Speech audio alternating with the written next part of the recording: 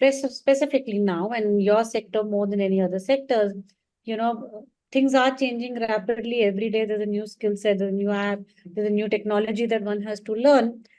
How do I ensure that what works for me, or what do I call it, pedagogy or model of learning works for me may not work for you, right? And how do you balance, just between the whole standardization and personalization of learning? Great question.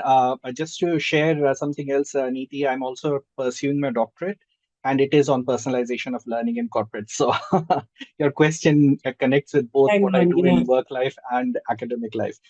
So in terms of personalization, the way we look at things is the entry point and exit point. For us, at the exit point, everyone should be at a point wherein that's the benchmark for the organization, right?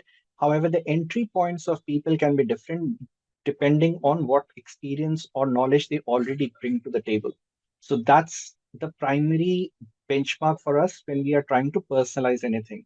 So depending on, if you already have certain knowledge, you don't need to start from beginner, you can start from intermediate. So the path is laid out, and where you come into that path will essentially depend on two or three things. In certain cases, we do a baselining assessment where we have questions across different degrees of difficulty, and depending on how well the person does, we are able to guide them to the right point of entry.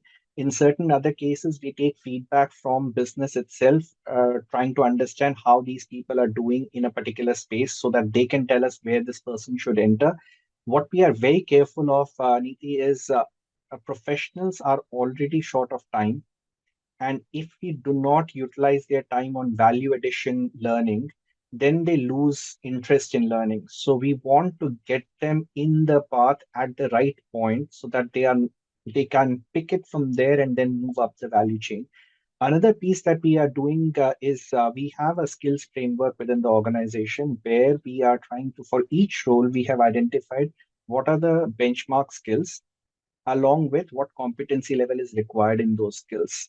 Now, for once we have that for each role, we try and assess each of the person or each individual who is in that role against that benchmark. And wherever the gap is identified, the individual is assigned a particular learning path that aligns to getting them to the benchmark point.